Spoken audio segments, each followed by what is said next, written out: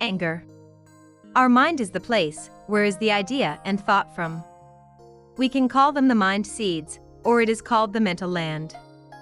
In this land, it contains all the seeds that are needed to create a holy person or an evil person, based upon each individual's way of living, not by fate. Anger is a character trait that everyone embeds, and it is seen as a powerful weapon to exercise an individual's self-defense mechanism. Today's science also proves that, in the DNA chromosome, it consists of a mental physical, to which the previous generation were our parents and grandparents. Due to their living, inadvertently makes the anger grow strongly, and not having the ability to stop or to tame it. Most of it will be passed on to the next generation. The growth process of each individual is still continued to be governed by the environment, absorbed from the civilization of the society and the family. The environment that has the most impact is the family, because it shares the same energy frequency. The nature of repetition, through words, gestures, and actions of each family member. It is easy for us to become like them. So when we grow up in a family, there is a controversy, anger, hatred, and we will be watered by that seed. Anger is always present in each of us. It is a natural instinct of every human being. The natural reactions, when faced with conditions that we see as dissatisfaction, inadequacy, hurt self-esteem, or when we are in a state of worry, fear, doubt, and despair. It also has ability, entering provoke into the anger seed, to turn into an anger energy, create angry. The reason why we get angry is because of our ego. It is defined as a person's sense of self-esteem, wanting everyone to respect, agree, comply, needs that must be met to their way, and no one else's.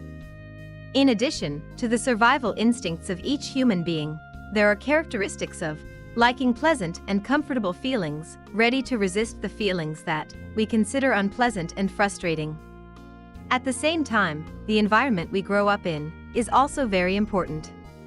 In that environment, we get to live with feelings, cherish, pamper, and always get what we want.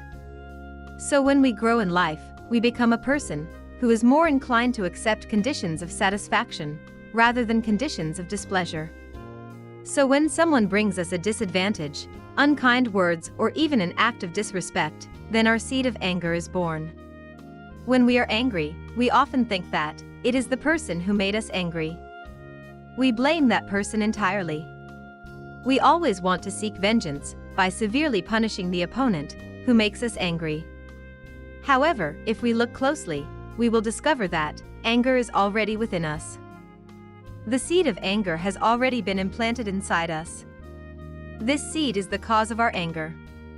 We become angry so quickly because we have never trained ourselves to have a calm attitude before unsatisfactory conditions.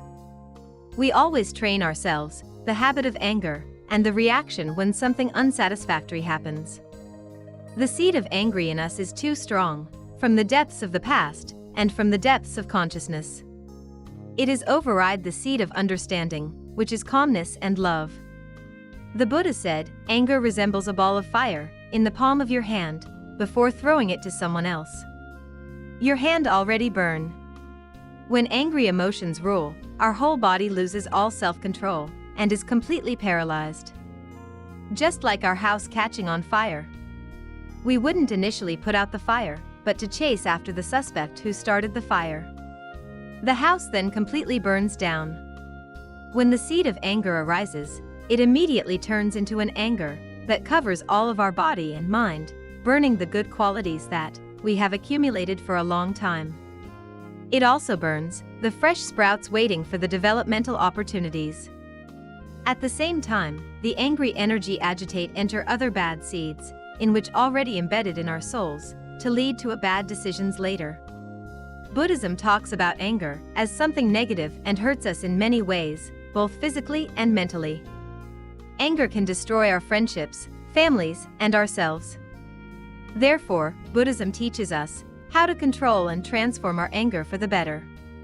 How do we control anger when it manifests within us?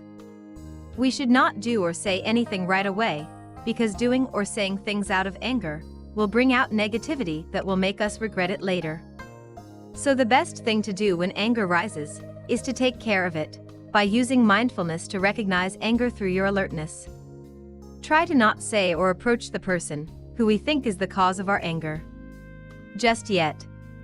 Close our senses, see less, hear less, talk less, and avoid the subject that makes us get angry. Try to quickly change the subject in our mind, connect with our breath, and walk away from that atmosphere. These exercises will help the anger lessen right here, without having the chance of making it stronger. In addition, how do we transform anger? We can transform anger in a few ways, like practicing with an attitude of easily accepting bad emotions, or practicing selflessness with ourselves. We should adapt to not seeing ourselves as the victim to all circumstances, and use mindfulness to recognize anger through our alertness. How can we overcome anger?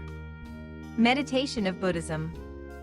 Meditation is a method that can best help us change our transformation and return to ourselves. One-time meditation cannot change the wrong view of the situation and transform our emotions.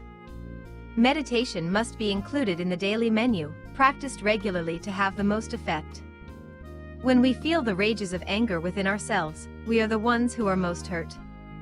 So, we need to regularly improve our self-cultivation by meditating every day. Practicing mindfulness of breathing. The ability of mindfulness is to be aware of what is happening in the present moment. Anger is not our enemy, it is an element of our consciousness. Together, we control them very closely. When we recognize it, we must cherish, embrace, and caress it with all our affections.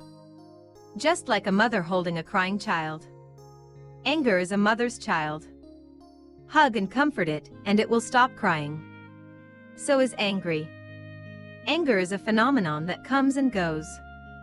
If we can control it, it will slowly disappear. If we want a life of peace and happiness, we must train ourselves to have a calm instinct in front of all situations, and easily accept all adversities. Never expect for others to bring happiness upon us, but understand how to transform your own to promote happy thoughts.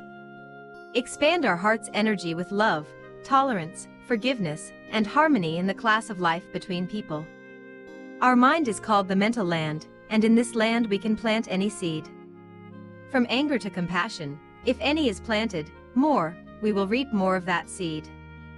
Finally, if we are full of optimism energy, then no matter what difficulties come our way, our mind can still maintain a state of peace and happiness. This is the true nature of life. Gautama Buddha said, don't lose your close friendship because of a little dispute. Don't forget the deep feelings of others because of a dispute.